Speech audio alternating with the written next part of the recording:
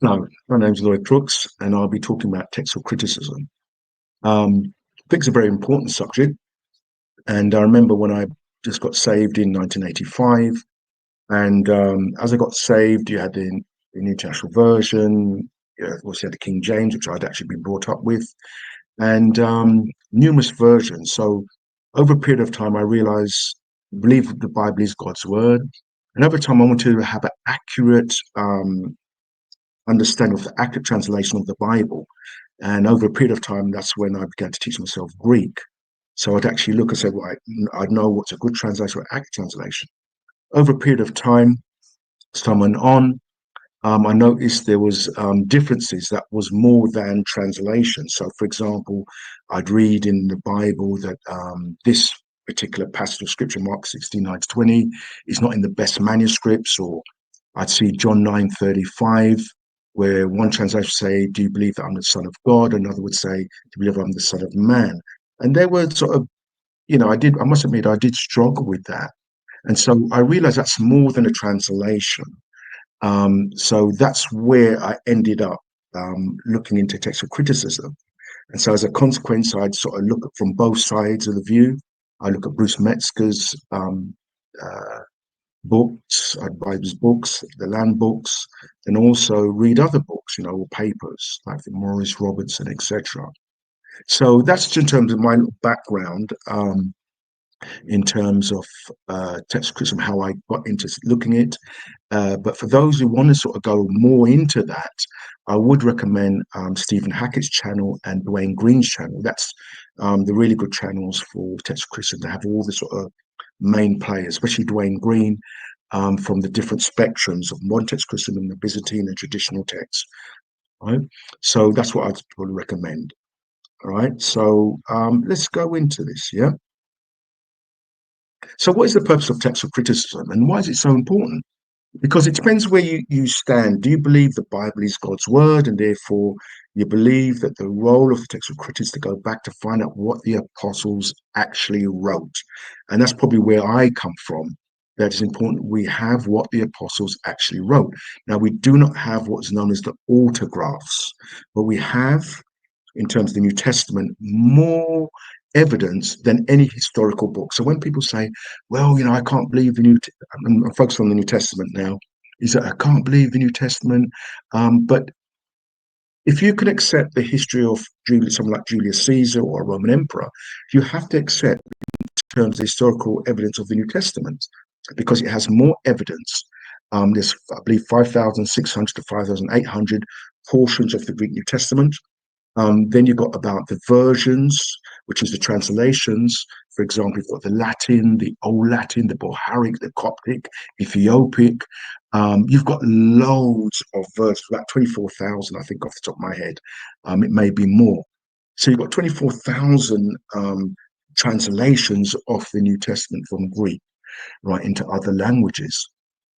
And also one of the oldest papyri, which I've actually seen myself when I went up to Manchester, just to say I'm from England, from the UK. And I remember going to Manchester seeing the John Rylands papyri, which I think it's P52, right? I meant to see that. And also in London, the British Museum, you've got Codex Sinaiticus. Now, I remember seeing that for the first time, and I couldn't believe how well preserved it was. At the time, it was in the British Museum, sort of about 20, 25 years ago. But recently, I saw it in the British Library. It's in the British Library now. So we have loads of evidence. So, but I would say this, that was the original purpose of textual criticism, to find out what the apostles actually wrote. Now you see a shift in modern textual criticism that we want to find what was the earliest text, what was the earliest one, which means you're going back to the second, third century. All right. All right. Why so many translations? Now, this question came up. We have a teaching session with new converts, and this question came up: why so many translations? And the interesting thing, despite there's so many translations, there's only two primary printed Greek New Testaments by which the major translations come from. We have the United Bible Society. Go on here. Now, this is the one that translators use. All right. Now, you've got different revisions of this. There's, I believe, when revision fifth edition. I think it's the third edition. So you find that modern translation is translated from the United Bible Society, and this is the textual apparatus is not so in detail. And what I mean by textual apparatus, I'm talking about the different papyri they refer to, different codexes they refer to, different minuscules they refer to. But also they have readings, variant readings, where they classify them by A, B, D, C, and D. A, B, C, D. Yeah, United Bible Society. I keep saying UBS. Yeah, so it's United Bible Society. Yeah, all right. So this is primarily the one used by translators. The other one is the Textus Recepticus, produced by the Trinity Bible Society. This is the Scrivener 1881. Um, so you've got the King James and New King James, which is the major translation it's translated from. And the UBS is the one by which most translations come from, modern translations come from. For those from the Byzantine tradition, don't worry, I'm going to go into in terms of different printed Greek texts. So you've got two basically streams. You've got the Byzantine manuscripts and the Alexandrian manuscripts. Now, Alexandrian manuscripts, they've you've got printed Greek Bibles. So you've got the Nestle Zeland. Now, if you're going to university or you're going to any sort of higher education to learn New Testament Greek or Koine Greek, they will normally give you one of these. This is the one what scholars use. And the reason being, there's a lot of very useful information here. You've got the list of the codexes in there, the minuscules, the versions. At the bottom, it's got the different manuscripts they actually refer to in the readings. Yeah. So the main difference between this and that, this is for translators, this is for scholars and people learning in terms of New Testament Greek. But there's a lot of good information here. It's not my preferred one, right? But credit where credit is due. There's a lot of great information in here. All right. So, and it's probably the best one of the modern printed New Testaments. Yeah. All right. So you've got there the United Bible Society, you've got the SBL, you've got Tyndale House, which is probably, I think, it's the latest one that's come out, the Tyndale House. It's there somewhere. In terms of the Byzantine manuscripts, which I probably favor, put my prejudices out there. All right. So you've got which I mentioned before, we've got the famous Textual Receptus, Scrivener 1881. We have probably, I would say, the dominant the Byzantine text tradition, which is more Robertson Pierpoint. I've got most of his different ones of this. So this is Maurice Robinson, really great scholar. He's basically the leading, I would say, leading scholar in the Byzantine tradition. So that's Maurice Robinson and William Pierpoint. And then we have the first one that was printed, which is the Greek New Testament according to the majority text by Zane Hodges and Farter. This was printed in the late 80s. This is the first one coming from that Byzantine stream. I suppose we could include the patriarchal text, which is used by the Greek Orthodox Church, which is 1904. To have that as well. So this is the first one. The reason why first one was printed from that tradition that sort of was mainstream, right, in terms of Byzantine traditions. But this was focused on the majority manuscripts. These are very similar. These are very similar. All right. There's very few differences between them. All right. But with these, one of the things, misconceptions people talk about the Byzantine tradition is it's just about numbers. I think Maurice Robinson, and I could be corrected, I probably will be corrected, it's not just the number of manuscripts, but the transmission of that, yeah? And I'm going to give an example of a good example of that. So it's not just the numbers of manuscripts, but how those readings have gone throughout history. The other one, very interesting, all right, and I would recommend you see the interview with Stephen Hackett and Dwayne Green about Wilbur Pickering, Family 35. Now, the reason why I have a particular affinity to this particular one is that its critical apparatus tells you the percentages of manuscripts per variant reading. Yeah, percentages is really, it's very simple, the critical apparatus, where I find that other ones are fairly complex. Yeah, but this one's quite easy.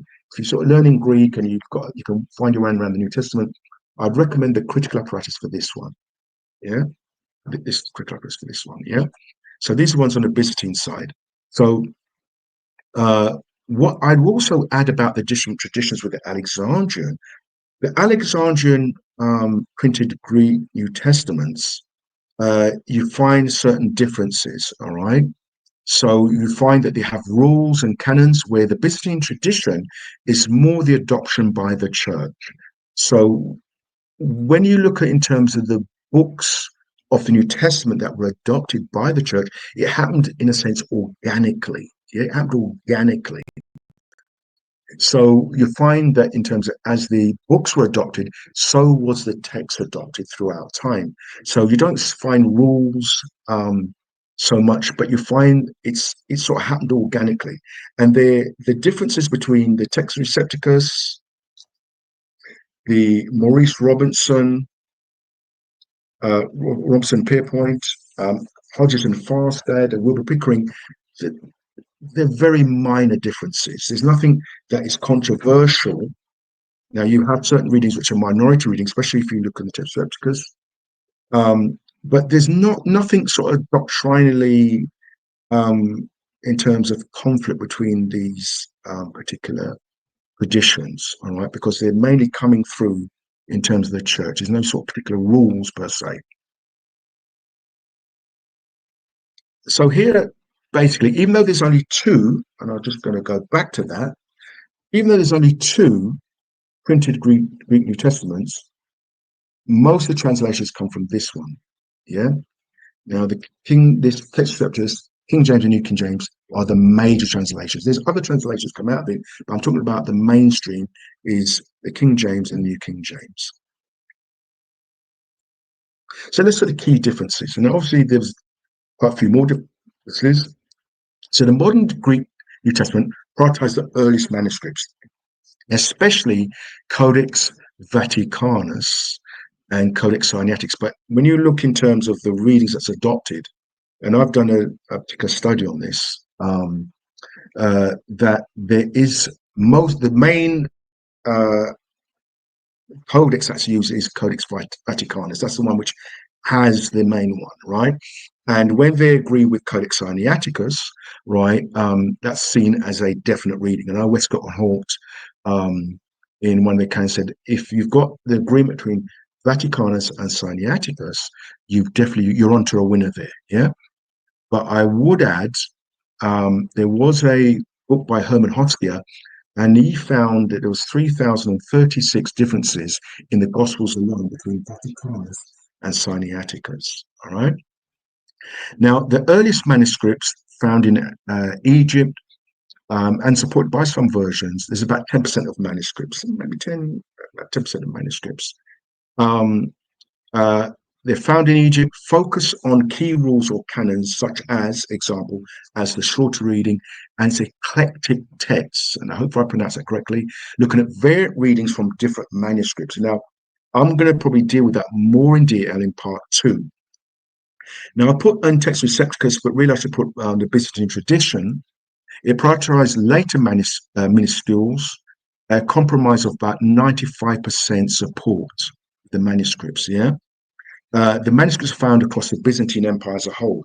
Now, and the focus on the majority of manuscripts and the continuity of readings. This is where Maurice Robertson goes into not just the numbers game, but the focus of the continuity of readings throughout history. Yeah.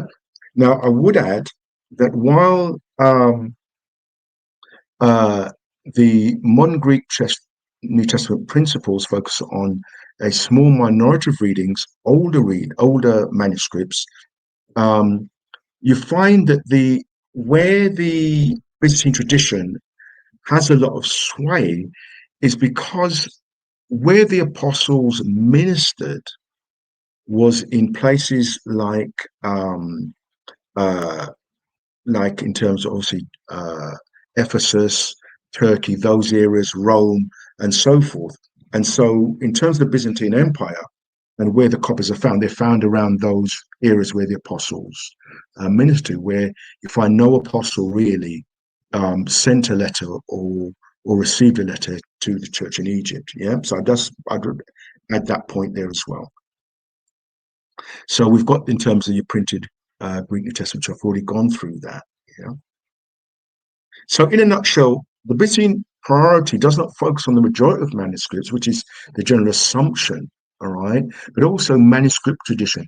The fact that we still have why did, and just to sort of bring out the point, why is it that if it was genuine, why wasn't it copied? This is one of the argument that Byzantine parties argue against the Alexandrian tradition, is that if it was the dominant text, why did it seem to die out very early? And what I would do, I'd sort of recommend a paper called by a person, a scholar, top scholar, Persop Lake. And he looked into that. And what he did, he compared the readings, I think it's Codex Vaticanus Sinaiticus, with the writings of early church fathers in that area. And what his statement was, and I'll probably go into that in probably part two, was that really it wasn't part of the first part of Christian history in Alexandria and Egypt area, or even the second period. So he's divided into three periods with early church fathers with each of those three periods. And it didn't seem to transmit widely or even up to the time of printing. It seemed to die up very quickly. Okay. So this is why I believe Maurice Robertson, and I said I stand to be corrected, I'm not an expert like him, is that it's not just the number counting, but how did those readings perpetuate throughout Christendom at that time, and also throughout history, transmission history. So I'm going to give you an example here. I'm going to go to John 7, verse 8. Now, continue reading. So this one, the reason why I've used this one, this is probably my favorite variant, is that with this particular variant, it actually affects doctrine. So I'm using the King James, and it says, go ye up unto this feast, I go not up yet unto this feast. Yeah. So the term is not yet. Now the ESV says, you go up to the feast, and he said, I'm not going up to this feast. Yeah. Now, the thing about it is there are two different Greek words there, and you'll see that in the presentation in bold and underlined.